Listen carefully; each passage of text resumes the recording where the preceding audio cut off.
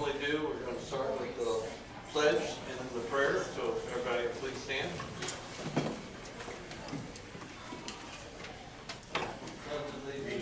To the flag of the United States of America and to the republic for which it stands, one nation under God, indivisible, with liberty and justice for all. And Teresa? Almighty God, our rock and our salvation, we beg you to pour out your Holy Spirit upon our fractured nation. Heal the divisions that separate us and remove all obstacles to authentic unity. May you guide this great country of ours and lead our citizens to embrace one another as neighbors and fellow countrymen, created in your own image and likeness. Give us a fresh opportunity for renewal and true solidarity for the common good of our homeland. May we return to our true identity as a people of faith and charity. Help us to always remain one nation under you, indivisible, with liberty and justice for all. Amen. Amen. Play ball. Okay.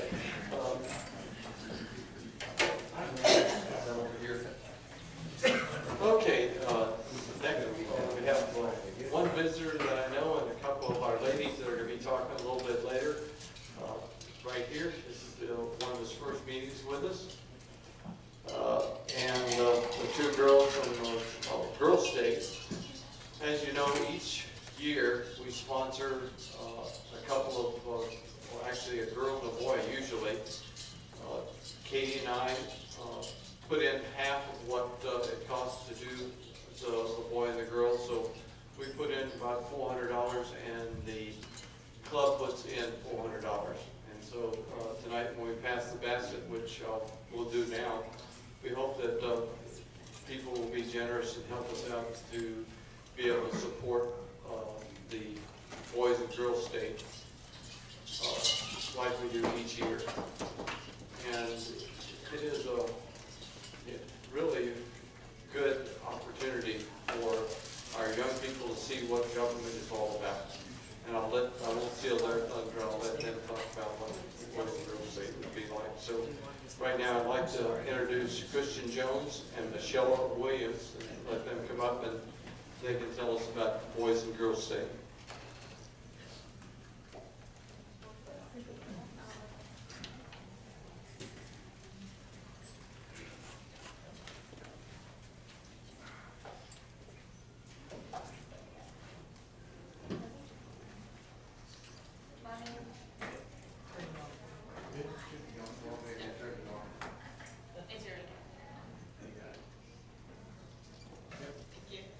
My name is Christy Jones. My name is McNally Williams. It was an honor to be able to go to Girls State. It was great even seeing some people here that interviewed us for the possibility to go. I think, six girls interviewed, and we had the honor of being able to be selected. And we just want to thank you for being able to sponsor us so we can go without paying the hefty fee that goes along with it. I have fun. Sorry, I'm a little shy. I don't really talk in front of people, but getting to go to Girls State really put me out of my comfort zone because when I went, I had met a lot of people I had no idea I'd be like best friends with at the end of the week. It was a really good experience for me and I had a lot of fun. Yes. Tell us about what the experience was like day to day. Well, what we do is we wake up, we had a schedule for the entire week, and what we do is we go to the auditorium, and that was personally my favorite part, because we'd have a speaker, what is her name? She's a kindergarten teacher, and she talks to little kids, and she was my absolute favorite. Like, she was so just like, it was like being at church. It was just so welcoming. It was like talking to my mom, like, we were having conversations, but we weren't really talking to each other. It was so cool. We get to have fun times where we get to talk to our friends, and I talk to my friends still this day. We have a group chat where we'll all talk to each other, so we never really lost touch, and a lot of us are actually going to school together, so I still have their friendship together, close, I guess.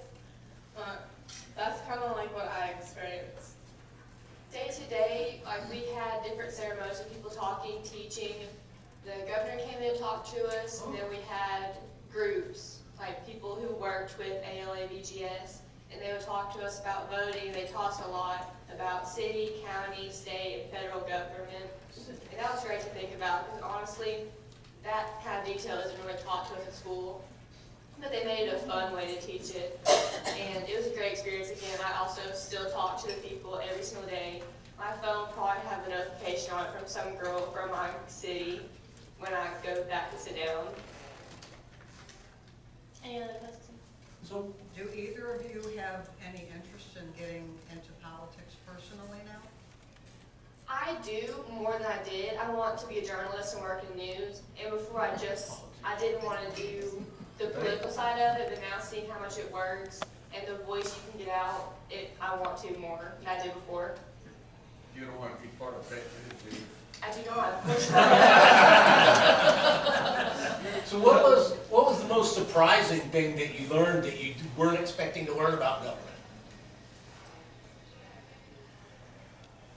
Or something else? What positions did you run for? I was my city reporter and city commissioner for voting. Okay, what did you run for? I ran for the same thing actually. That's a little strange, but I actually learned a lot because when my teacher gave me the paper, I was like, I have no idea what this is. What do you want me to do? He was like, okay, well what you'll do is you'll just go, it's just something that you get into, because every day in our class I have Mr. Miller and we discuss like topics on today of like, not really the weather, but like school shootings and big things that were going on in the world. And I don't know why, but I love to argue on both halves. It's like there's a right and a wrong, and I just keep arguing, I just keep going. I always have a point to where I'm going with it. So when he gave it to me and he told me to go, I had no idea what government really was.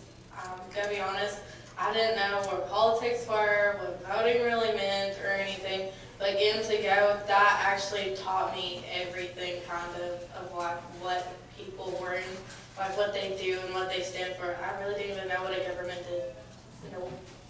But getting to go, it taught me a lot. What was your city project, your county project, and your state project? What do you mean? When I went to Boise State. That's a long time ago, Wayne. 54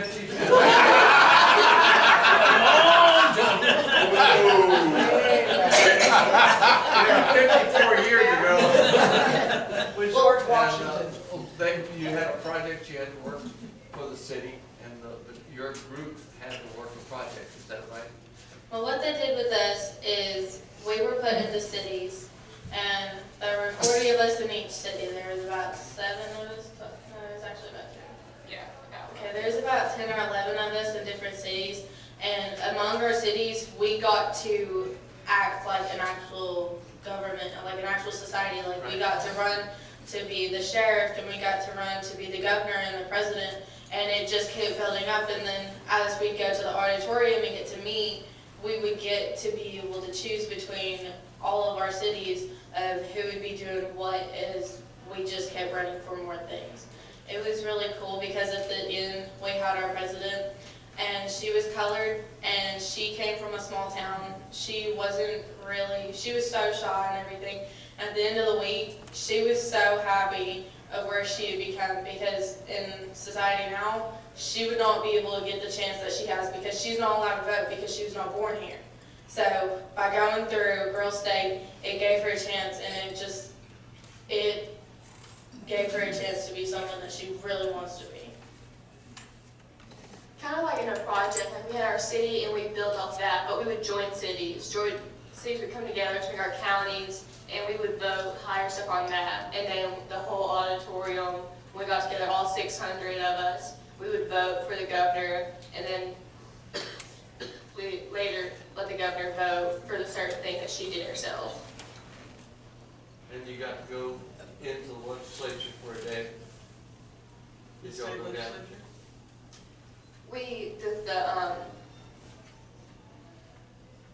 The Supreme Court, when they came and talked, yes, there were 2 different cases that they spoke to us about. So was it worthwhile to go? It was Most really definitely. fun. it's really like the memory of it all. Like, that's just something that will forever change our lives. Like, there's no change in this now. Like, we have learned so much by going. Are you gonna take, you have to take a civics test before you graduate? Is that We not do, we correct? have to take the citizenship You test. guys, I think, are gonna ace it, Thank you. right? Good for you. We need involved, smart, young people Right. to keep our country running the way it should be run. And I know the two boys who went to Boys State from our school, one's actually playing a basketball game right now, and I know the other ones at work, they had the same experience, they loved it. Granted, they Had to didn't wake love up the fire early. alarms Get as the fire alarms much, in the morning. but they enjoyed it. They also just thought it was an amazing thing that they got to be able to do. Were you guys pulling the fire alarms? No, Oh, we it were wasn't- different it schools. wasn't you, right? Yeah. Okay. Plus, boys got together the week before that we did. Oh. So it wasn't that. What school do you go, are you? We were both at Sequoia High School in Madisonville. Good job, ladies.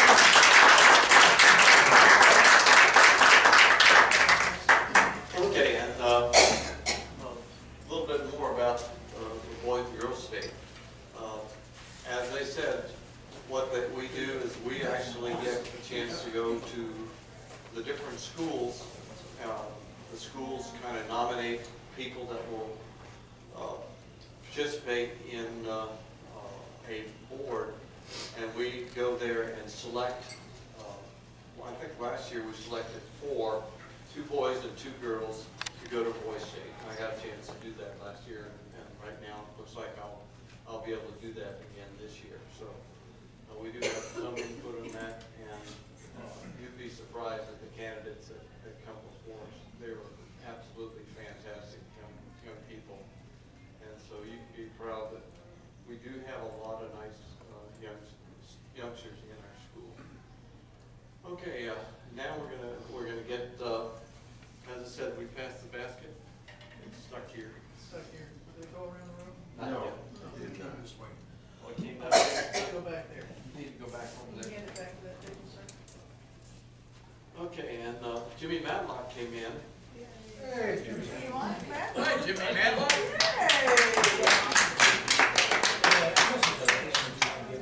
And we'd like to know what is in the future for you.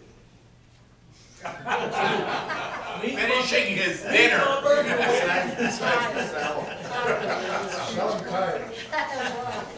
Actually, you're gonna take some. Wayne, thank you for the opportunity to serve, and It works. You don't let it finish eating. That's what the government. I told somebody today that I'm in a good spot. I have a wonderful network of friends. God's blessed me with a wonderful family, and I've got a fairly successful little business, and my heart's in service. So service can be what we all do at our church, at the Kiwanis Club, at the Boys and Girls, so it doesn't have to be in public service. But we'll see how things go ahead. But I want to say again how much I appreciate you all allowing me to serve. It's been an honor for 12 years to represent this community and the folks in this room in particular. So thrilled to be here. Is the governor not going to be with us tonight? Randy McNally is supposed to be here. Okay. Yep. If he don't show up, you may have to speak longer. I will report, as I was coming from Farragut today from work, the caucus elections were held this afternoon. Have you talked about that at all? Not yet. Can you give us an update on that? Well, I thought it was gonna be December 3rd. It was held this afternoon, and Glenn Cassida is the new speaker of the Republican caucus nominee, but as we know, the supermajority will elect him as Speaker of the House. And others who, I'm sorry, I can't remember all the details of that, but there'll be a strong slate of candidates, and I think something we'll be proud of. But the Speaker's role is so significant that that's the big one that everybody was looking for. So I think it was overwhelming. 47 votes out of 73, so it was a very strong vote. And the one who came in second for that, It's a lot of work. It's a Yeah. lot of opportunity. So, thanks again. Thank you. And we want to thank you so much for the support you've given us and for what you've done for us in the state legislature. You've done a fantastic job for those 17 years in the state legislature. Here, here. Yes, sir. Thank you. And we'll see what comes next, and we'll be glad to support you in whatever you decide to do. Okay, Ray, Bye, guys. thank you, ladies, for coming. Thank you. Thank you again.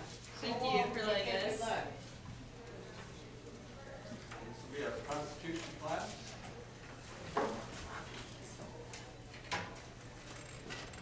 Did you go to Boys State, Ray? No, I did not. I was a Boy Scout though.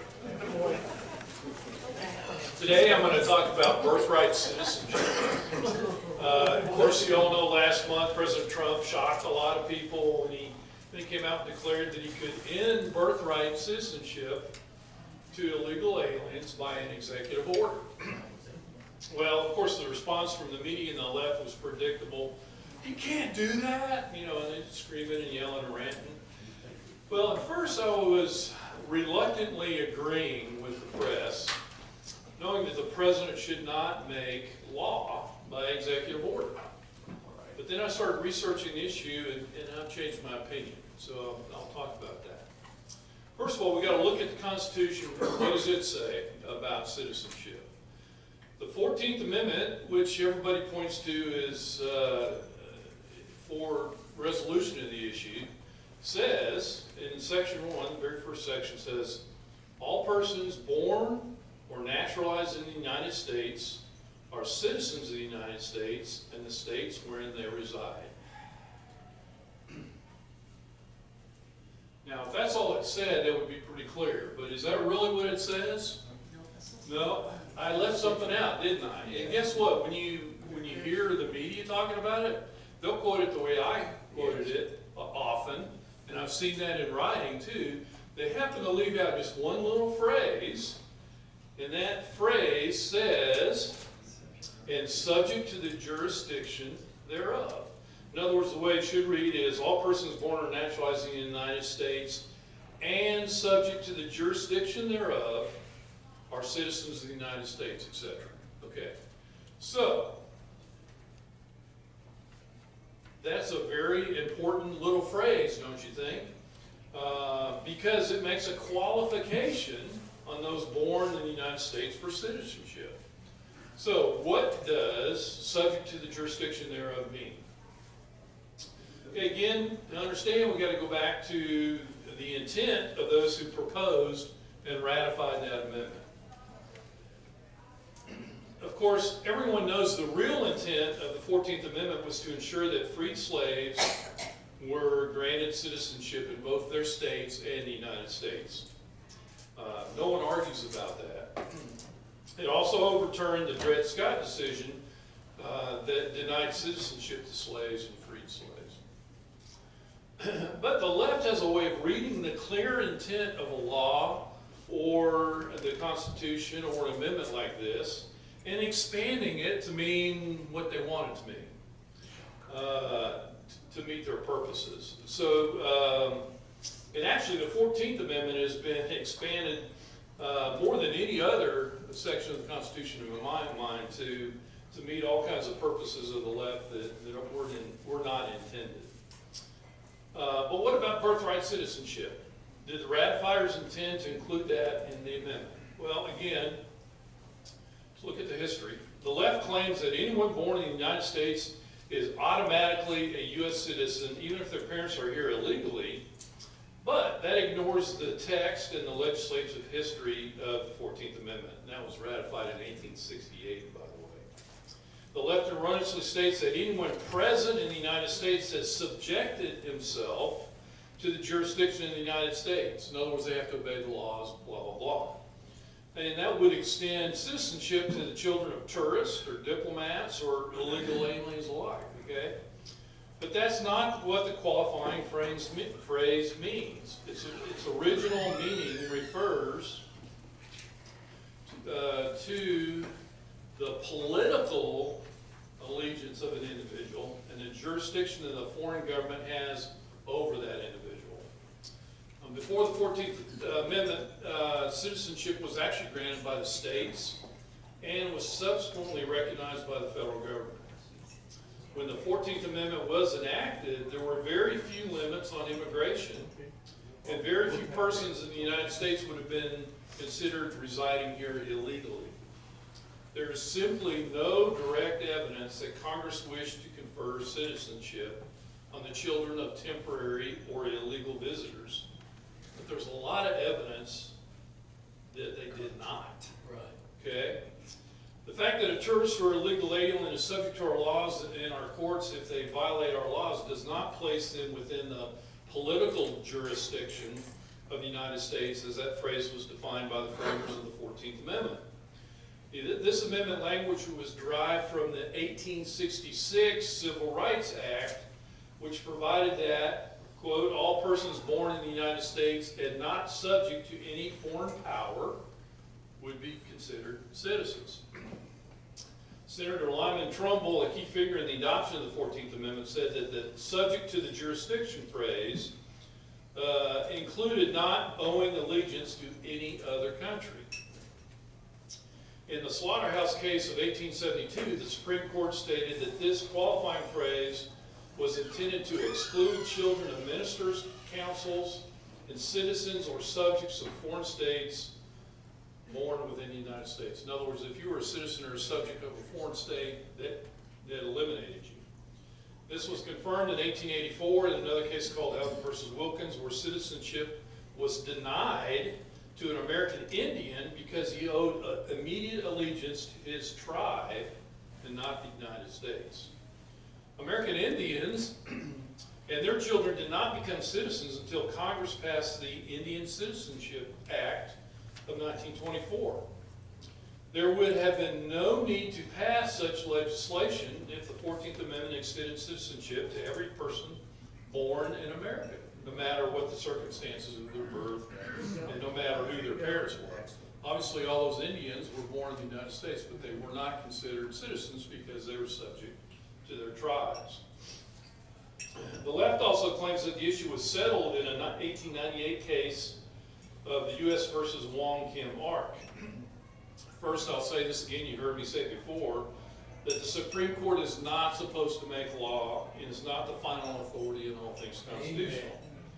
But secondly, even in that case, the court only held that a child born of lawful permanent residence was a U.S. citizen. That's a far cry from saying that a child born of illegal, of anyone who's here illegally must be considered U.S. citizens. The court's interpretation of the 14th Amendment as extending to the children of legal non-citizens was incorrect, in my opinion, according to the text and the legislative history of the amendment. But even under that holding, citizenship was not extended to children of illegal aliens, only permanent legal residents. It's just plain wrong to claim that the children born of parents temporarily in the country as students or tourists or illegals are automatically U.S. citizens. They do not meet the 14th Amendment's jurisdictional allegiance obligations. They are in fact subject to political jurisdiction and allegiance of the country of their parents. The same applies to the children of illegal aliens because children born in the United States to foreign citizens are citizens of their parents' home country. Consider the allegiance of many of the illegals here in this country now. How many do you see waving Mexican flags while they're celebrating Cinco de Mayo? Okay?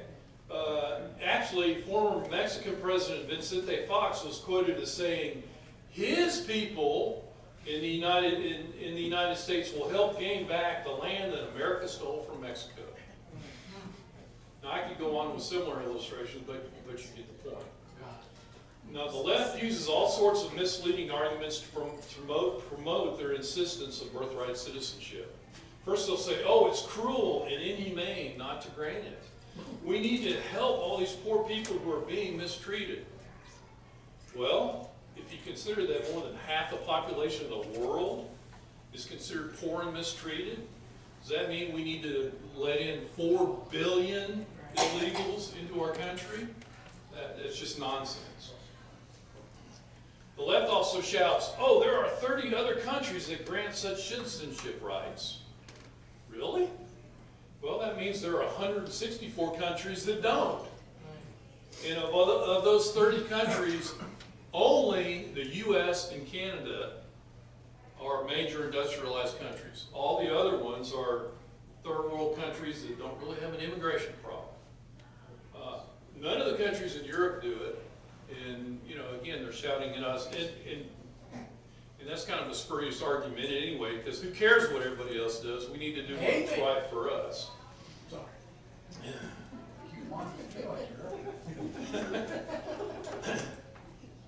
Now, you may be thinking right now, since there's no clear reason to give birthright citizenship in the 14th Amendment or anywhere else in the Constitution, why are we doing it? Right. Well, that's a really good question. Federal law offers no answer. U.S. immigration law simply repeats the language of the 14th Amendment, including the phrase subject to the jurisdiction thereof. Well, what happened actually sometime in the late 20th century, in other words, in the last 50 years or so, and I haven't been able to figure out exactly when, but someone in the State Department erroneously interpreted that statute and began to provide passports to anyone born in the United States, regardless of their status. Okay? Regardless of whether they were illegals or whether they met the requirement of being subject to the jurisdiction thereof. Accordingly, if you think about it, birthright citizenship has been implemented by executive fiat, not because it's required by federal law or the Constitution. So in my opinion, what was accomplished by executive fiat can be undone by executive fiat. And that's what the president was talking about. Unfortunately, he didn't explain himself very well. I think if he would have gone through everything I just said, people would be nodding their heads. But I believe Trump's best course of action would be to suspend immediately issuing all these passports to children of illegals, and thereby forcing Congress to do their job and make a law defining what subject to the jurisdiction thereof means. In other words, to make a clear statement that illegals are not U.S. citizens. And remember, that's where the decision rightly belongs, in Congress. It's not with the president, it's not with some nameless bureaucrat, and it's certainly not with the courts. Congress needs to make that decision. So what we need to do is press Congress. Well, we could press the president too to suspend it, but we need to make enough stink about it, know enough about it, and ask for that to happen. So, questions, comments? Of course, I'm having a thought. So if I'm trying to define subject to the jurisdiction thereof. So if someone is deportable for a cause, say they broke the law by entering the country, then they're not subject to then they're subject to the jurisdiction of the location they're deportable to. So I'm just trying to define subject to the jurisdiction thereof, or walk that thought out a little. Well, again, you know what I mean? To me, Congress needs to define it, but they clearly, by the 14th Amendment, they clearly intended that people here temporarily, like from another country that were subject to another country, would not qualify. Right. And that's basically every illegal here. I mean, you have to go through a set immigration thing. If you immigrate the way you're supposed to legally, then your children can become citizens at birth, but none other. In fact, you probably don't know it, but there's a major industry out there of people, especially from the Far East, that fly in when they're 9 months pregnant and have their baby here just so their baby can be U.S. citizens. And to me, that's absurd. Why are we allowing this to happen? And hotels that do nothing but that. Also, when you think about what you're talking about with illegals and all, if you come to this country legally, decide to learn English and learn about our government, the other thing you do is in the process near the end, you swear allegiance to the United States and forego any allegiance to anything else. If you're here legally, you have not done that. You have no allegiance to this country. I assume you still have the one you come from, but somehow or the other that seems to get lost in the process. And we got another question back here. Yes, sir. Very interesting summary that you gave us. I think maybe I'd like to hear you camp out a little bit more on the question of, does the president have the authority under executive powers? If he can't revoke a person's press pass, what chance do you think there is he can revoke citizenship? Well, in my opinion, President Trump should have defied the courts because they don't have the authority to tell him that who he can admit and not admit to the White House. That's my opinion. But back to the other issue. Like I said, the whole thing of giving birth certificates started with the State Department. The President is over the State Department. There's been no law passed that the state, that directs the State Department to do that. So again, I haven't been able to find out under whom it happened, but somewhere somebody just decided to do it. And so the President, in my opinion, has the right to say, no, we're not doing that anymore. And again, throw it into the court of Congress and make them make the decision. Okay, before we get another question, Randy is stuck in traffic on I-40.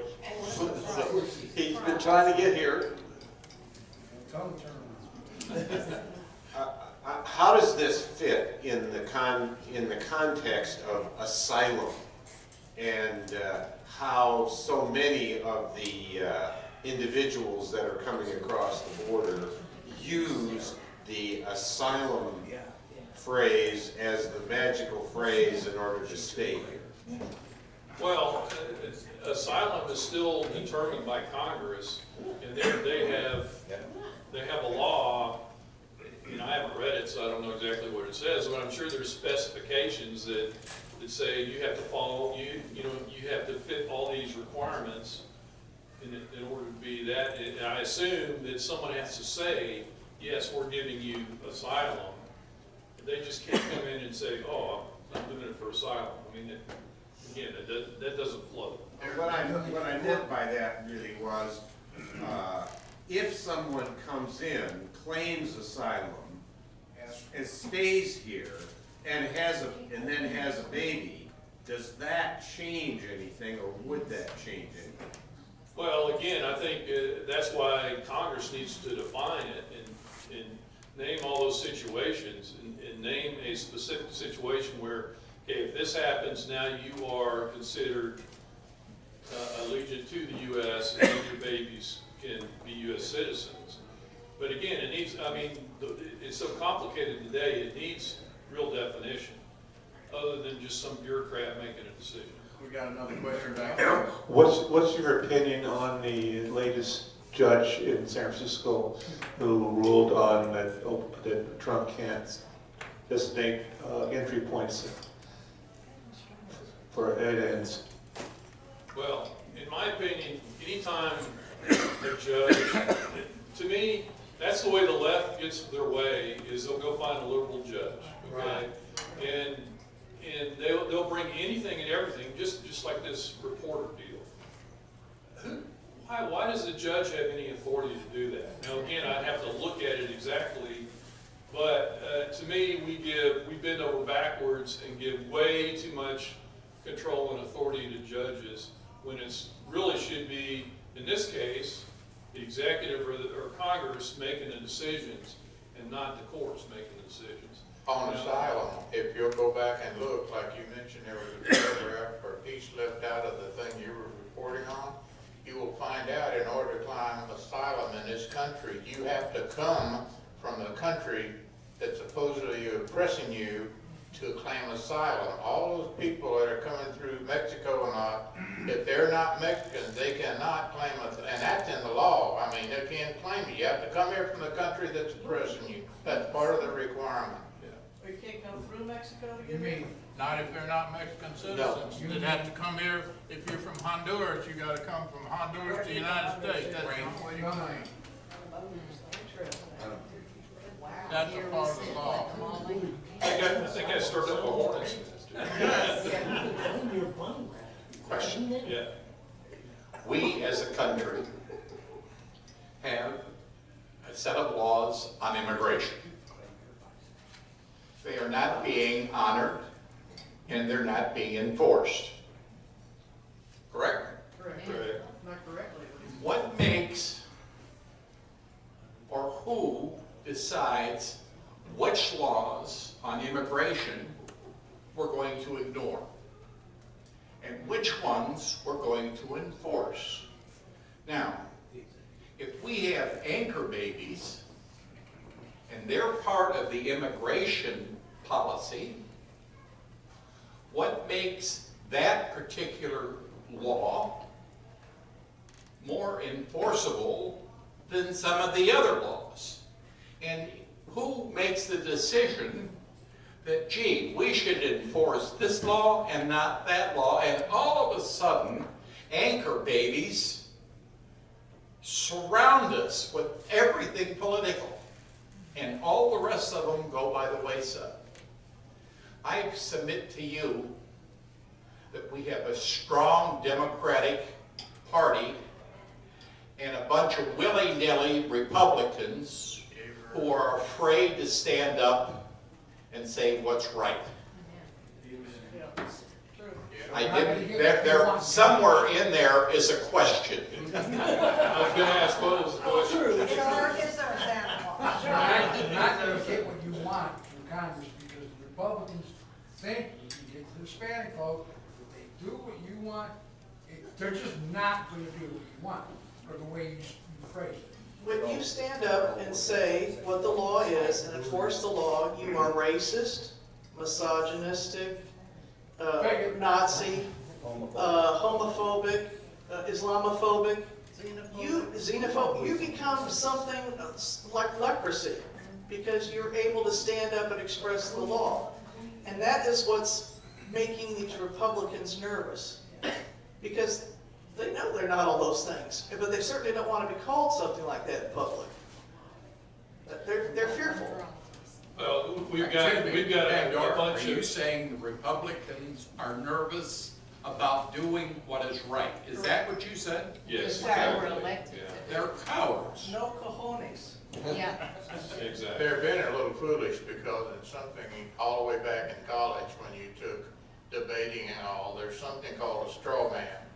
And what they don't ever do is stand up and say, that's the straw man you're putting up. We're talking about the law. We're not talking about your ifs, ands, and maybes. So let's really discuss the law. But they won't do that. They will not fight back under any circumstances. Well, I agree, and that's our biggest problem is that we're supposed to be a country of laws, and we're not. And you go back and you look, if we lose that principle of being a country of laws, then we're just governed by men and their whims. What he talked about is real scary because if you, some arbitrary way of deciding this law will be enforced in the next month, we're talking about related to immigration. But what happens if somebody says, well, the next step in this is I'm not going to enforce a law about you getting beat up, or I'm not going to enforce the law about you being robbed, or I'm not going to enforce the law. You start down that thing, the same logic that's being used right now in relation to immigration is the same logic that can be used by anybody to say they're not going to violate, they will not follow any law, and that I guess you would say the law enforcement's not going to get them. So I think that's a very slippery slope to start down because there's no way to stop once you start. Exactly. And again, our biggest problem is that, like you said, if, the executive, whether it be the president or the sheriff, is supposed to enforce the law, period. They don't make the law. They don't decide which laws they like and which laws they don't, and enforce the only ones they don't. Again, that's the rule of law principle. And again, if we lose that, we're down to twos. I think we already have. Well, that's true. We already have. We are racing. We're well down that road, and that's part of the problem. Well, the countdown period should tell you that already. Okay. The what? The Kavanaugh hearing should tell you where we're at. And how about the mobs going after Tucker Carlson's house and nobody's been prosecuted for it? What I think about is Antifa. How in the heck do they go and do what they're doing, mask on in all these communities? And we could tell them that they can't protest with mask on, for heaven's sakes. And they go and do awful things to people, and nobody does anything to them. Yeah, look what cities are doing again. Portland's told the cops, don't escalate. Washington DC, I think they're Democrats, so they're not going after Antifa, and Antifa's just running wild. Backed up by the radio. Guest speaker is here. And he can tell us all about the traffic out there. That must have been a nightmare.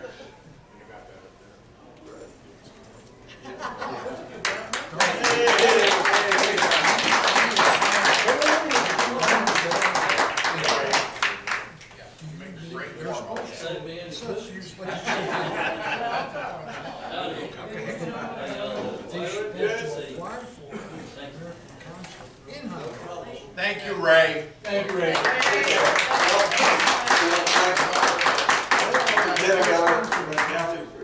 Getting here, we've been kind of stretching the constitutional class a little while. Oh, good. And we've learned a lot about what's going on and why President Trump ought to just shut the border down and tell them they can't come in. How about shutting down the Ninth Circuit? What I think they'd have to do is create a new court, just kill them. They want to. Since you mentioned the Ninth Circuit Court, I'm just wondering how many people heard President Trump doing the pardon today of peas and carrots. For those of you that didn't, he indicated that he was giving the pardon, but he didn't know if it would last, because he didn't know if it was going to go to the Ninth Circuit Court. I'll let you. That's great. Oh, okay. Thank you, Mike. Thank you. And it's on? It's on, it's live. It's live. Okay, thank you. Just a little bit of the inside baseball about what the legislature's going through. The House caucus met and they elected their leadership. Their big election, of course, will be the second Tuesday in January, which I believe is the 9th. So the speaker will actually have to be elected again, but since they're a supermajority, I think that will happen. I don't think they're divided up as what happened a number of years ago when the Republicans had a majority by one vote and the Democrats rigged the election, so all the Democrats voted first, I think, didn't they, Jimmy, for Williams, and then Williams voted for himself in the end and was elected by one vote, and he only lasted one term, thankfully. But Glenn Cassida is evidently the new Speaker of the House, and then Bill Dunn from Knoxville is the Speaker pro tem, and William Lambert is the Majority Leader. We'll have our elections on December 3rd, and of course, close to this area, Mike Bell and Jack Johnson are both running for Majority Leader. And then Majority Caucus Chairman, we have two individuals running, and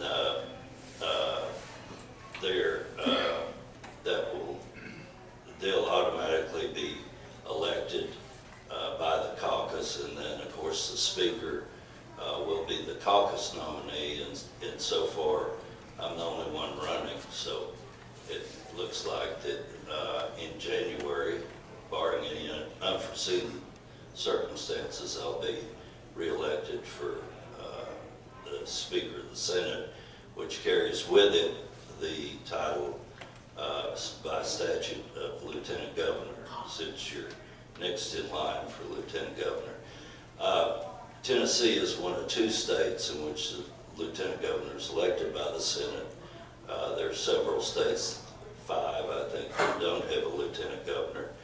The remainder, either the Lieutenant Governor runs on the ticket with the Governor or runs separately, and his duties are more executive than legislative. So this is a legislative one.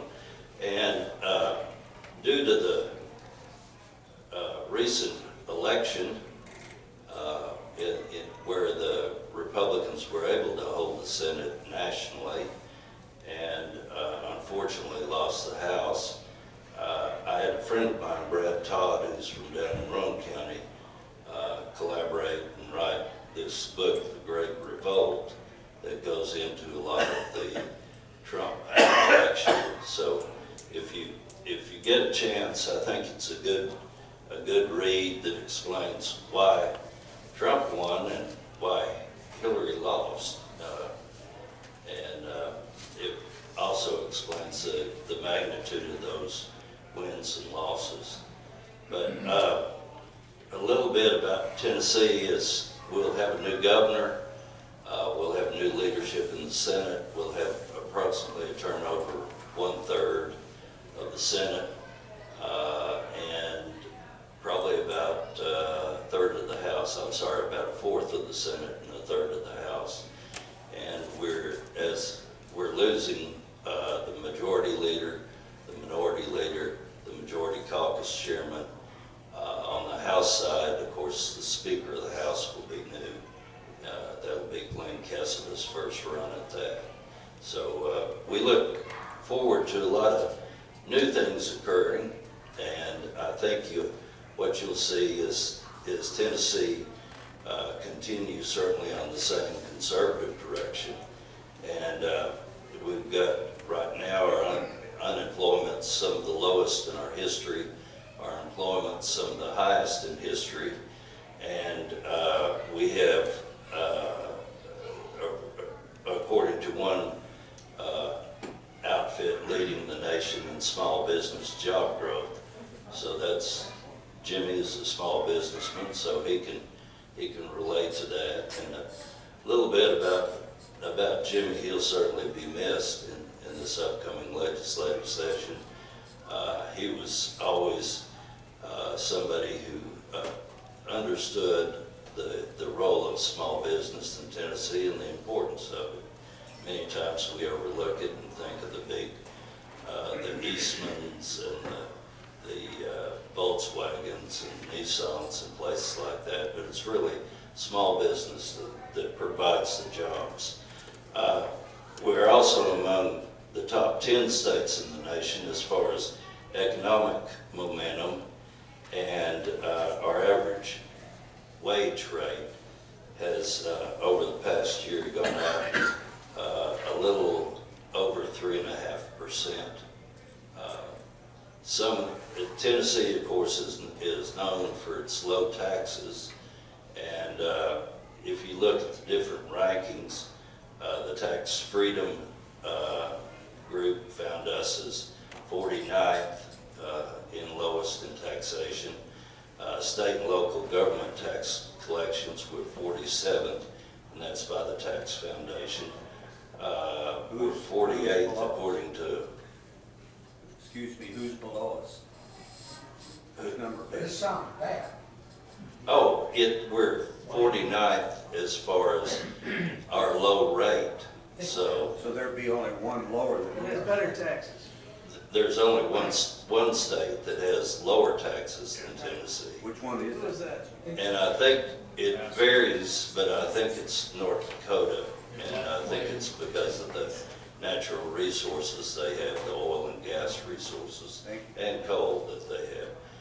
And then state and local taxes as a percent of personal income, we come in the lowest, and that's the Tax Policy Center. and state and local taxes as a percent of personal income also come in the lowest, and that's the freedom of tax administrators that rank us in that group. But if you look at, in coming out of the recession, the first thing we did was we started a reduction in the Halls tax. The Halls is the only income tax Tennessee has. And then we repealed the next, that was in 2011. 2012, we repealed the gift tax and repealed the death tax. Tennessee was only one of 2 states, the other one being Connecticut, that had a tax on gifts and death. So that helps preserve the family business or family farm. And then reduce the sales tax on food. Then we had 2013 a further reduction in the Halls tax for seniors, and also a reduction in the sales tax on food. I think it was like 0.25% each of those times, and reduce some of the business taxes that we had. In 14, we reduced the death tax. Actually was a reduction, and it phased it out in that year.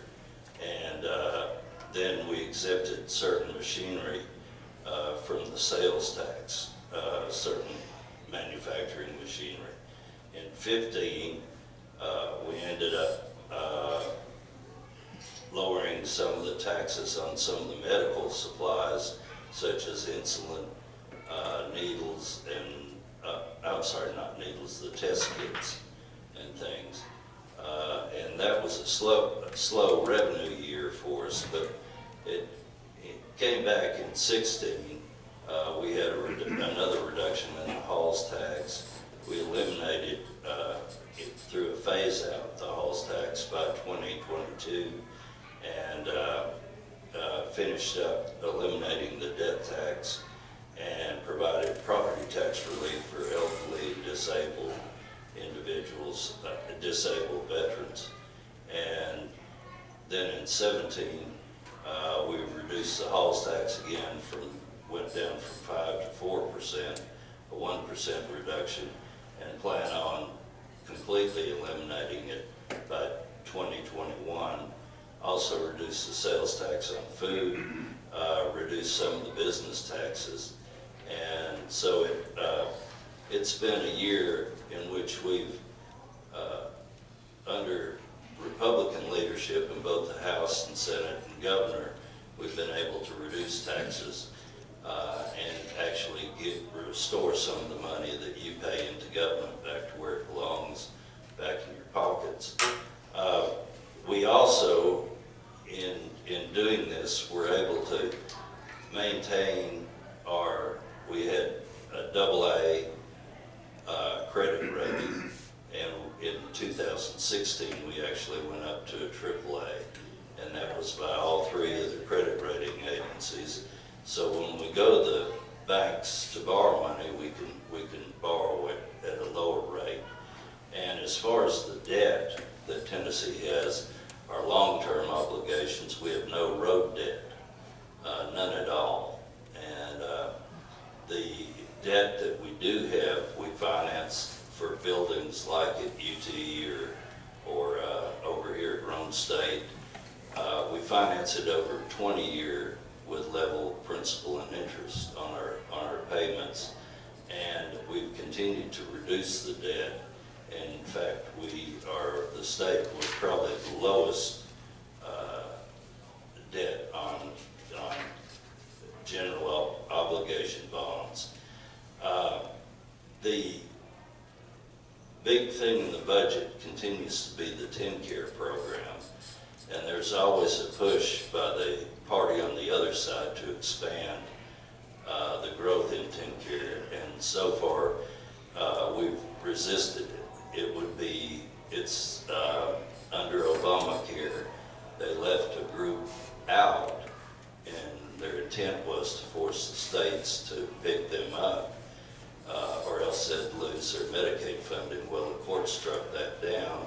So Tennessee is one of, I believe, 13 states that has not expanded, and that is people that are below 138% of the poverty level and are not pregnant females, children, disabled.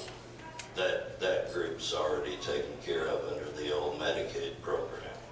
So it's people that do have the ability to work, and in most cases it's probably more males than females. But it occupies about a third of the budget, whether you look at the total state budget or the general fund taxes.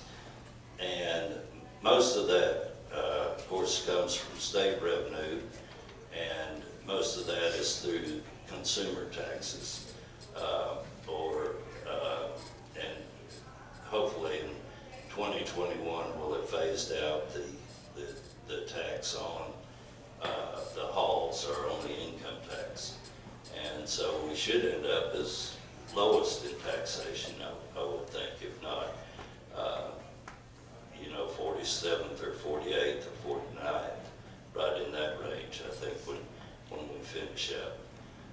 But, of course, there are a number of other things going on. We've got, as I said, a new governor coming in, a number of new senators, new legislators, and we hope that they will continue to spend money wisely and remember that, it's not our money that comes into government, but it's the working people of Tennessee, and they're the ones that pay the sales tax, and they're the ones that finance state government. And one of the areas where we're not as competitive as we probably should be is in the business taxes. And we did, this past year, lower some of the business taxes in the franchise and excise tax. Those are the two business taxes that we end up collecting. But at this time, I'll be happy to answer any questions, and if I get any hard ones, I'll refer them to Jimmy. I really miss him. He's a great person to work with, and of course you all know him very well. And his replacement, I think, will be very good too.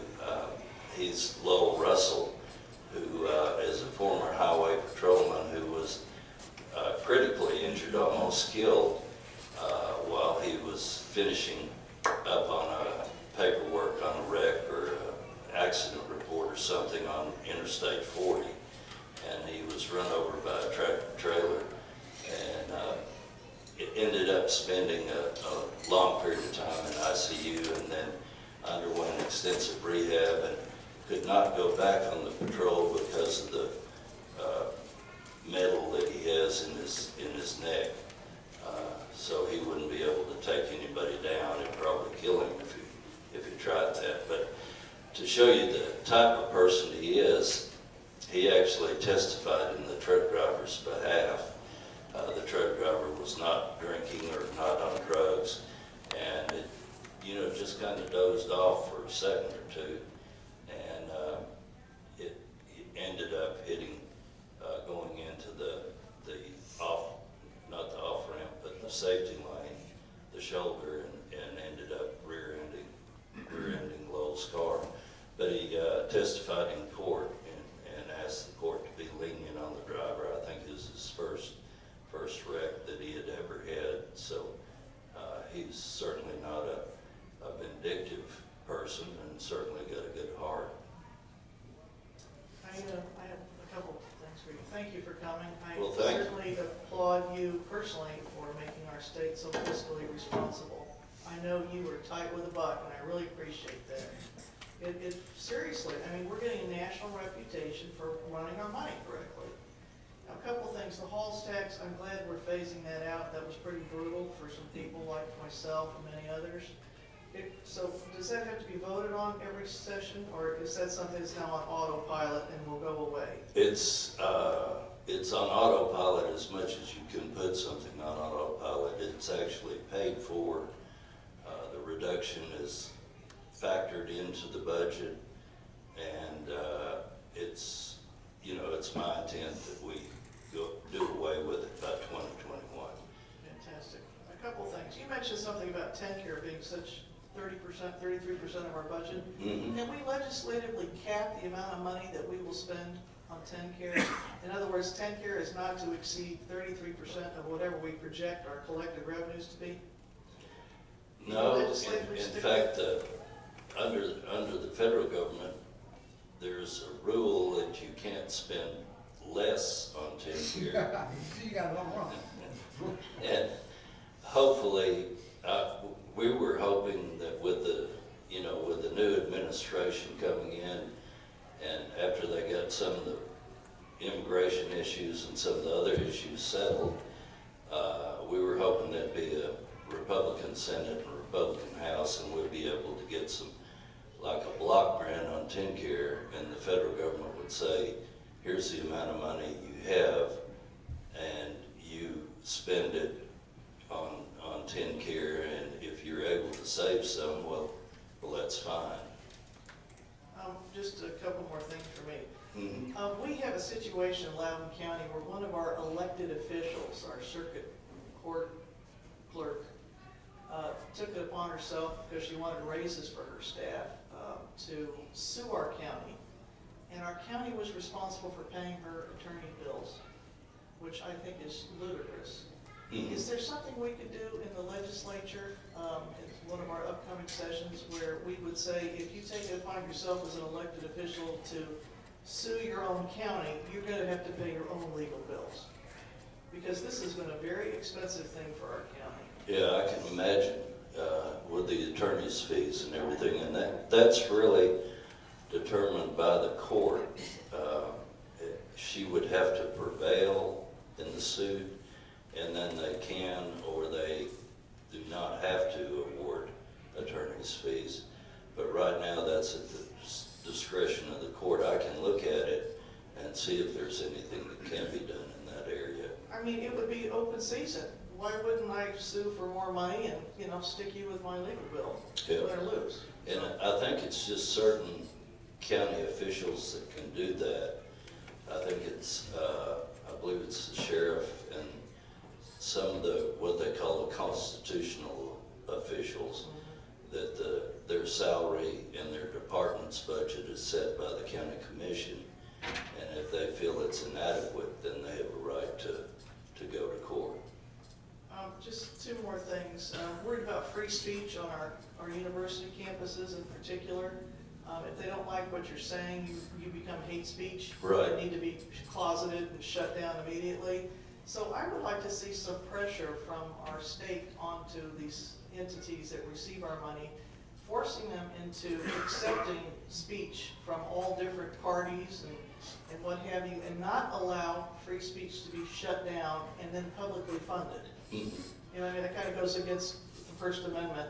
And there was, this year, in the Senate, there were, I believe, 3 or 4 nominees to be confirmed.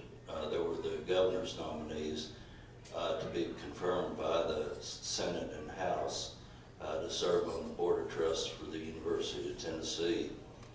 And there was concern that there was certain types of speech that were really detrimental, vulgar, with this sex week, and there was somebody running around dressed up as one of the male organs and things like that.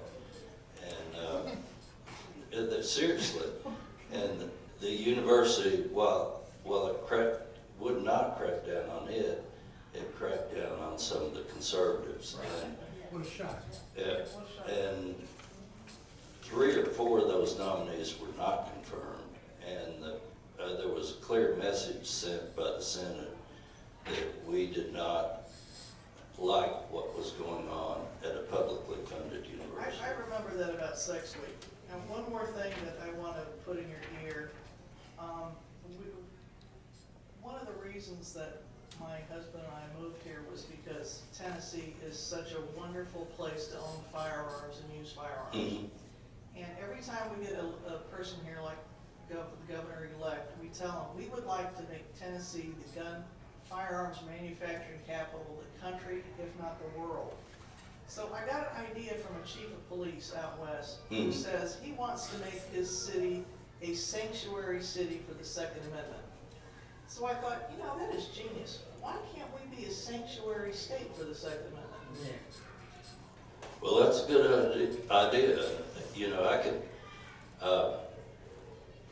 I'll definitely talk to our leadership about that, because we do have some manufacturers such as Beretta that have moved here because they don't like what's going on in some of the other states.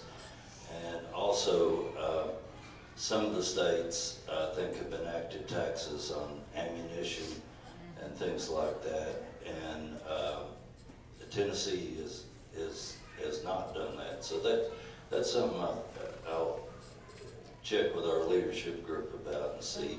Do it before Greg Abbott does. Yep, got one here. Thank you for coming, thank you again. Thank you. I'm Fred Tiffins. I'm keeping on the Second Amendment.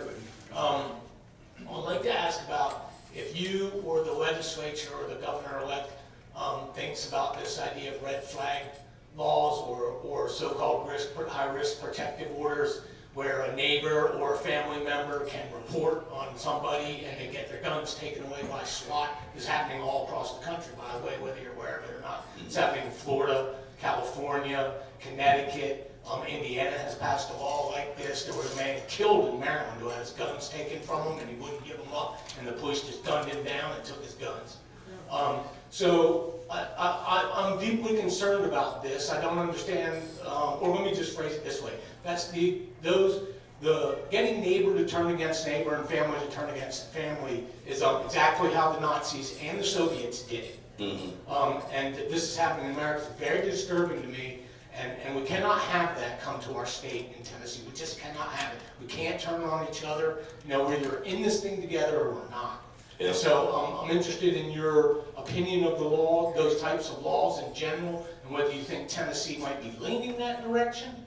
Thank you very much. Yeah, I think, and I don't know what is happening in other states, whether they even have a due process type setup where, you know, if somebody has... They get a judge's order. Yeah, severe mental disease, you have to go and you have to provide the individual the ability to testify that it's not correct. I don't know how they handle it, but Tennessee has not had anything like that, and hopefully not in the future.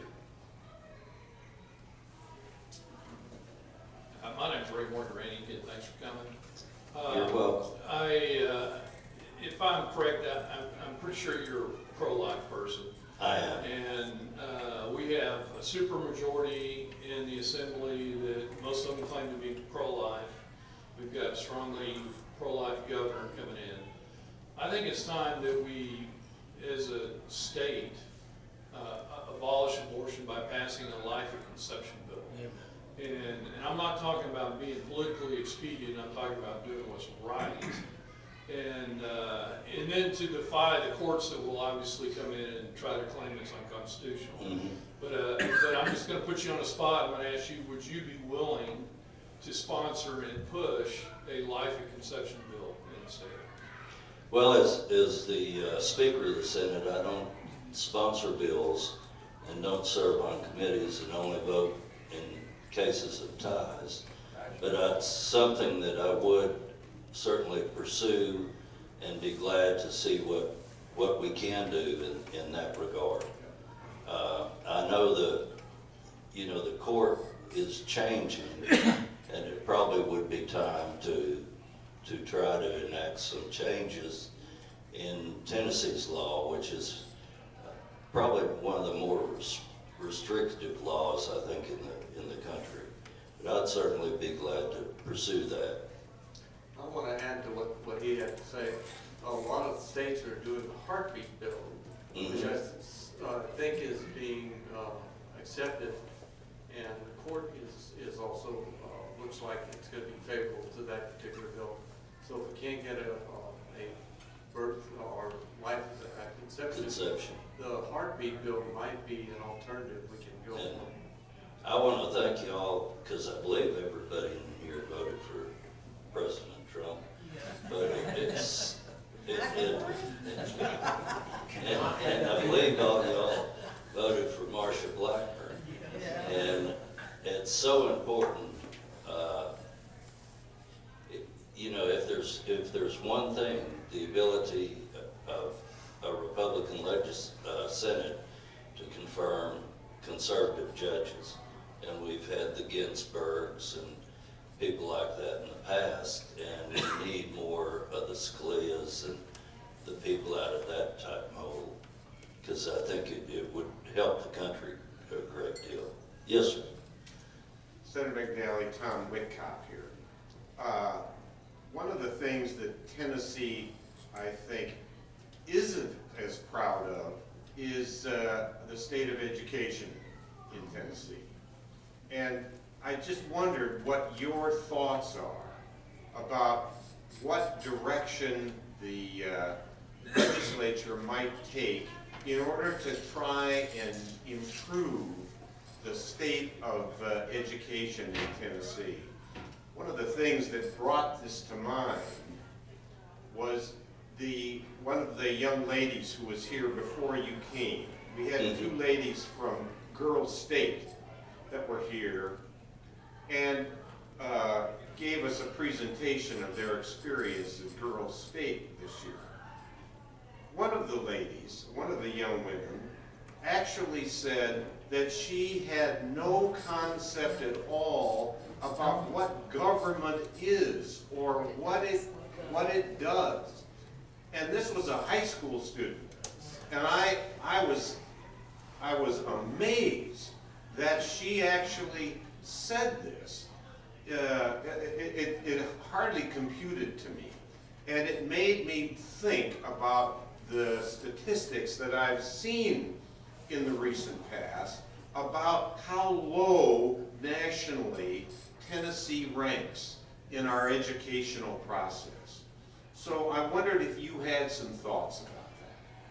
Well, we did some polling for the people that were running this time, and we were lucky. We had a number of our senators, Republican senators, were challenged, and right now the Senate is 28-5 with a Republican majority, and we were able to preserve that majority. There was only one of the Democrats that was up, and that was in the inner city. But the statewide polling showed that both Republicans as well as Democrats had education as one of their concerns. Now, the answers to it are very different. You know, if you go down and say, what do you want to do as a Democrat? Well, we want to put more money in the system. And the Republican answer is we want more accountability. We want to make sure children read by the 3rd grade. We want to make sure that their test scores when they graduate are something that gives them the ability to go on into college or to a technical college and receive a good degree. The new governor is focused a lot on some of the technical education. Right now, I'm a pharmacist, and I think the annual salary for a pharmacist, you know, working 40 hours a week, is probably somewhere around 100 to 110. And that's not average, but that's the top end, I think. And if you look at a welder, he's, you know, a proficient welder is probably somewhere around 80. And the welder, you can get through school in about 2 years after high school.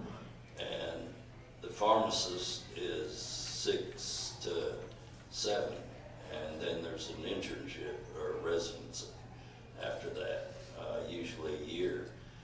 So it's, there needs to be a place for the people that aren't going on to college, but in order to get a skill where they can earn a good living, there needs to be places for them to go. And part of that is learning that skill, I think, in high school, and then being able to continue on at a state technical college. And I think you'll see a lot of new initiatives from Governor Bill Lee in that regard. We have improved when you look at test scores, dropout rates, and things like that. Tennessee, and we used to say thanks for Mississippi, because without Mississippi would be last. And now we're down in the middle, but the middle is not good enough. We still need a long way to go. And part of that is the population as it enters school. We have a lot of single-family homes. A lot of times the children have a very limited vocabulary. You know, they don't know their numbers. They don't know some of the basic skills. And what we have to do is get them caught up and make sure they're reading at grade level by the 3rd grade. And then they can usually, you know, be proficient in the rest of their high school career. Certainly if you're reading at the 3rd grade level and trying to solve 10th or 11th grade math problems, you can't do it. And that's the former Representative Coffey, who now lives in Loudoun County, was a great advocate of that, and certainly made me a convert as to that. But you're right, it's something that it's that and probably the opiate problem we have are the 2 big issues that we need to work on. And it's, while we've cracked down on the providers, medical providers, and it's not always physicians, sometimes it's nurse practitioners, or actually physician assistants, veterinarians, optometrists. Probably the bulk of it is medical and physicians and nurses. And we've certainly cracked down on that, but what we're seeing is the illegal fentanyl that's manufactured in China or Mexico coming across the borders or coming in through the mail. And with fentanyl is about 100 times more powerful than morphine, and then carfentanil is about 100 times more powerful than fentanyl. So you can look at a couple of grains of salt, and if that's fentanyl, that's probably enough to kill somebody.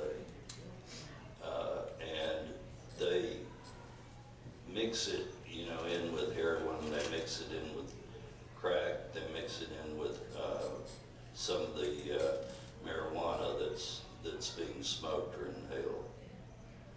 Another question. It's a good point. Yes. Yeah, Fred Tippins again. So I Yes. was asked if I would ask you a question. But so as to why the young ladies don't know government is because civics and geography and current events were all rolled into something called social studies now, and so they don't learn anything anymore. Okay, so I know. And I appreciate the way the state of Tennessee is going as far as vocational training and like that. If the tariffs are going to stick with China, we're going to need to build things ourselves again. Right. So this is very important. So I appreciate that ramping up a lot. So, but my question again was back to the Second Amendment. Someone wanted me to ask you.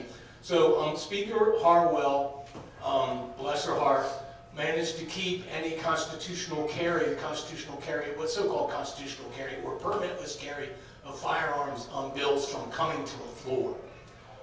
So what we would like to see, and what firearms activists, the NRA, all the way down to local groups, and even people who aren't in groups, and the Gun Owners of America, would all like to see a constitutional carry bill or a permitless carry bill that a man or woman in good standing of the law, an adult, can carry a weapon for their self-defense and for the good cause of themselves and their families without seeking a permit. I mean, the permit permits right now, so I just renewed mine. It was, I mean, it's basically $8 a year, so I mean, you're not generating a lot of revenue there. So, I mean, I don't know if there's a way to compensate with the revenue, but I still think that's a cop-out. The revenue's kind of a cop-out because, I mean, we have a right to carry a weapon, I would think. So just your opinion on that, and I would appreciate any help you could get. And if you think the new speaker would be amenable to seeing bills like that on the floor, because we get them in the committee, the Firearms Activists, we're able to get them in the committee, but not on the floor. Thank you. And I think the new speaker would probably be more proactive in that regard. And I'm a member of the NRA, and certainly have had, over my career, have had, I believe, all A ratings. And in fact, my dad took my brother and I, and when they had the shooting classes when we were kids, and we went through them with the 22 rifles, and I think I got up to, there was some medal, I think it was sharpshooter, and it had different bars on it, and I think I got 2 or 3 bars, or not all the way down to the belt or anything. I'm not that good a shot either, so don't worry. I do certainly appreciate the fact that that's, people do have a right, and I fully support the NRA and constitutional carries, and certainly the groups that are trying to undo that, Bloomberg and those other groups, I'm very much opposed to. I've got a question, and Bob got one. The cost of education, especially a college degree, is just going out of sight for our kids. And I think it's because of the salaries that are being brought forth for these professors. And they only maybe teach 2 or 3 classes, a week or something like that. I think that is all getting out of hand, and it's all because of the president of the university and the way they create salaries. We need to bring the costs of education down by reducing the salaries. One thing we also need to do is get some more Republicans in there teaching in the university, because they are so liberal that is why there's no free speech in the university. Well, if you can't get Republicans in, let's get the liberals out. I agree. That's, I know that's has been a problem, and we've got an ex-Marine Lieutenant Colonel who chairs our education committee, Dolores Gresham. Some of you might have heard of her, and she is no nonsense. In fact, she was one of the ones that led the fight to axe some of the nominees. Actually, they ended up talking to the person who was carrying the bill and told him that he need not proceed with some of those nominations. So yeah, it is a problem, and I do think that probably in time it will be addressed. We did some work on tenure, where tenure is not a lifetime appointment, as it has been in the past, and you get people that are hanging around the university doing nothing and just collecting a check. But, thank you. Got Bob over here first, then we'll get Pandora. Okay. We have a new governor, and you have a new man now that you're going to be working real closely with. Tell us a little bit about how that's going to happen, how that does happen. We got a governor that wants some things changed. He's got some ideas he'd like to make sure that maybe happens, get into bills. How does that get from him to you to Casada, and how do y'all work that little gap, that little relationship between what y'all do and the governor? Well, that's a complex question. What will happen is the Governor Haslam will prepare the budget, and when the new governor comes in, he'll have an extra period of time, instead of the first part of February, he'll have until the 1st of March to make adjustments to the budget. And there's a lot of things in there that are kind of fixed that you really can't change, but there's a number of things that could be changed. He will also, during that period of time, and I imagine right now he's thinking about it, will develop a legislative package. And that will be, you know, a series of bills that he hopes to pass. And then in the past, and probably what will occur this, you know, in the future, including this year, he will give those bills to the majority leader of the Senate and the majority leader of the House. And then those bills, in Tennessee, they have to pass 3 readings. They don't really read the full bills, they just read the numbers, and on the second reading, they're assigned to committees. They go into the committees, they have committee hearings. Then if the bill receives a majority of the committee, in the Senate, most of the committees are 9 members, it will proceed out to the floor and go through the calendar committee, be scheduled for a vote on the floor. And the sponsor, who's the majority leader, may assign certain bills to certain people in the majority caucus. For example, if he has a bill dealing with opiates, he might assign it to one of the physicians that we have that serve on the health committee. Or he might assign it to somebody in law enforcement, you know, if it's going through judiciary or something like that. But that will be up to the majority leader and be done in conjunction with the caucuses. And then as the bill proceeds through and gets a hearing in committee, the committee chairman, and this is on the Senate side, will have a meeting. We have a meeting each week, and the chairman will give us a report of the action that, you know, what bills are scheduled to come up, what potential problems there might be, that type of thing. And then they'll do the same thing with the Speaker Pro Tem if the bills proceed onto the floor. He gives the full caucus a report on the bills that are coming to the floor. And that's make sure that the caucus understands what's going on in the process and is united as the bills go forward. And then eventually they'll be passed both houses and be signed by the governor. So it's not like you sitting in Bill's office and him handing you a bunch of stuff saying, I want this passed, and this passed, and this passed. No, he'll have his legal staff write it up, and then it will come to us as a jacketed bill, and it will go to the majority leader. And probably the first time, I don't think the governor will have a lot of bills. Technically, there's only one that he has to pass, and that's the appropriations bill, which encompasses the budget. Thank you. But he'll probably have 20, you know, would be a good start, good guess.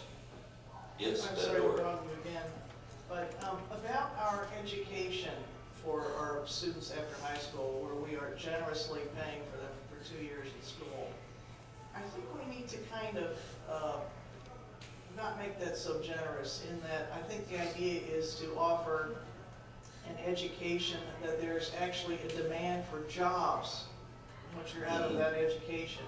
So instead of me going in there and taking something that nobody in the world wants to hire somebody with that education, I think our hard-earned tax money should go to these educational studies that where there's actually a big demand for the jobs. Like you said, welders. Welders make huge money, easy over 100 grand. Yeah, more than usual. But if we could just make our curriculum match the needs of our employers around the states, we'll attract more employers, because they'll realize we have a ready workforce that's got the skills they need. That's true. So I would kind of like to see our money focused a little tighter around that, other than just anybody taking anything for 2 years. Right. And I think this is some of the things that the new governor's going to do, because he is in private business and he does need people to come and work, and he understands that that's a big problem, and that the salaries are fairly good for a plumber, welder, you know, some of those occupations, and it's something that people can learn without having to go through a lot of the courses like foreign language. Right, English literature. Yeah, Not those type of necessary for things. plumbing. Basket weaving. Women's studies. Yeah. Gender studies, right? I know you want to Gender studies. To go on with what you're saying. No, you can't say that. No, it's gender studies. Yes, sir. I said to go on with some of education, I think that we really need to address it in a full manner. We've talked about different pieces here. The gentleman mentioned that they didn't know anything about the government. I don't know how much the Fed controls this, but they've kicked the courses out. They no longer teach civics. They've reached the point at which, you know, everybody's supposed to go to college, even though they aren't required, so they no longer teach what you used to call diversified occupation, or where you went to school half a day and learned habits. There's a whole sequence and that whole system that needs to be dealt with prior to even talking about going to college to try to set all this up. It appears to me that a lot of the things that used to be taught in school to give you the background necessary to go on have been dropped. And I don't know why they got dropped, maybe legally from the Fed or somebody or and all that stuff. But I think that's one of the things the legislature needs to do is to sit down with the educational people and say, wait a minute, just because that's what we've been doing the last 10 years, let's go back and look at this. If you want people to understand civics, let's have civics class in junior high and high school, or what, middle school, I guess they call it now. And all these kinds of things to try to deal so that when the children come out of the 12th grade, they have something upon which they can base where they should go next. You could say, well, I don't want to go to college, I want to go here, and there's a path. There were people when I graduated in high school that they knew by the time they were in 12th grade, they didn't want to go to college. Nobody argued, they knew that, and they went out, and they were plumbers and electricians, and all, and man, they are making $60,000, $70,000, $80,000 a year. Well, the same guy goes off to college and gets a BS in history, and the only thing he can do is try to get a master's so he can teach. Right. So I think the whole legal of that whole part needs looked at, and coming from the north, I'll tell you what they do. They just look at how much money is spent. DC spends the most money per student in the whole country, and they got the dumbest people coming out the other end you ever saw. So not money doesn't necessarily do it. So. That's right, and I fully agree that it's not, you know, it's not money, and it's not raising teachers' salaries, and it's not, you know, building new mega schools and things like that. I'd like to see them return to community schools in places, and you know, you hit on something that I think is the same thing that the governor ran on, that you do need to be able to train people to fill those occupations, and you know, they don't necessarily need to take things like foreign language and 4 years of English and things like that. Better than that, why don't you ask the businesses in the state What they need. What they need. what are you lacking?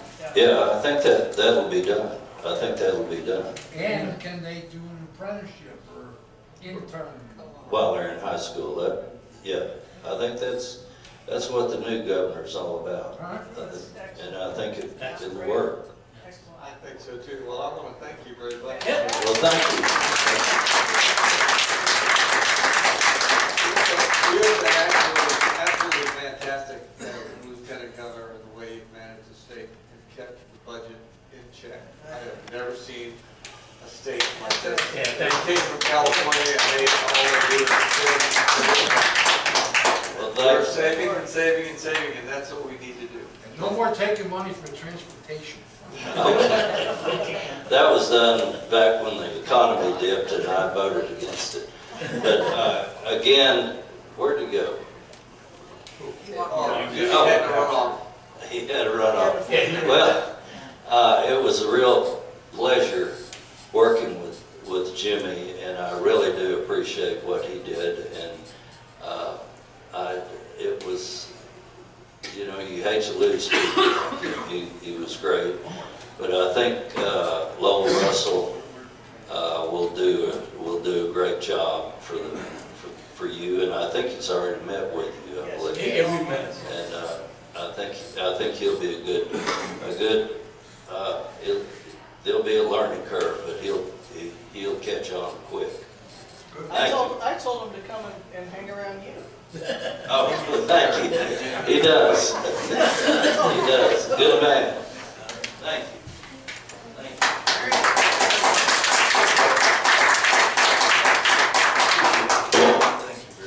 You're welcome. Thank you. Sorry about I-40. That must have really been a mess. Yeah, it is. Oh, here's your book, here's your book. Oh, yeah. I got a signed copy. So. Good. But yeah, the Great Revolt. If y'all can read that, that's a good read. Okay. Want to thank you for your donations to help us with the Boys and Girls Club. We're going to have a meeting in December the 18th. Tim Burgess is going to be here, or at least he's going to try and be here for that meeting. He's trying to get out of another meeting. He'd rather come talk to us. It'd be nice if he does. We will not have a meeting in January. January weather is usually so bad. Last year, even Calhoun closed because it was all ice and stuff. So we're not going to fight with Mother Nature, and we're going to say we're not going to have a meeting in February, and then we do have meetings lined up for February. So I want to thank you very much for coming. I know it's small, but real active, and bring your neighbors for the December meeting. Katie and I will not be here. Ray Morgan will be running the meeting, so he'll be doing a meeting in the Constitution class. Again, thanks for coming. Thanks, Ray.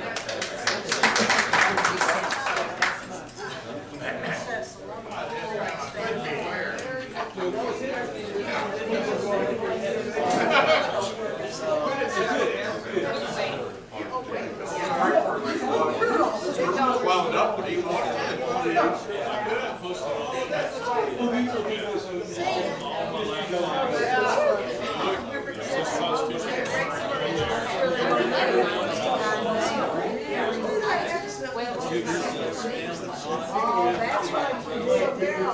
We're running in marathons now.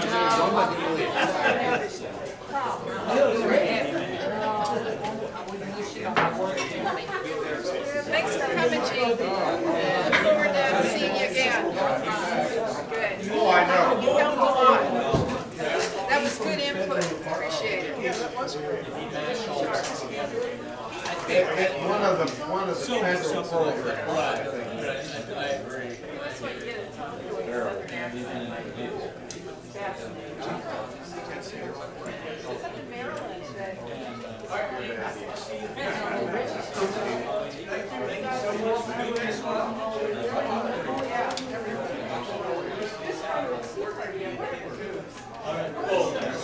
Don't let us bother. You guys are there. Thanks for doing it.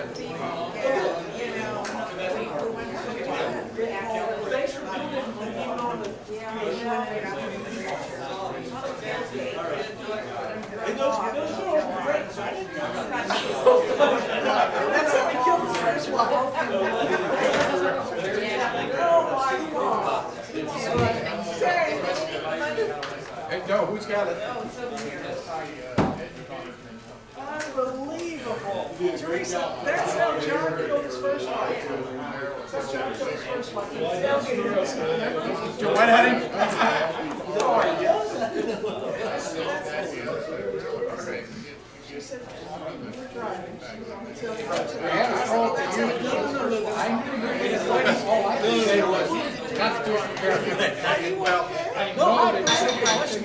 I didn't want to ask her 3 questions, so I was really concerned. I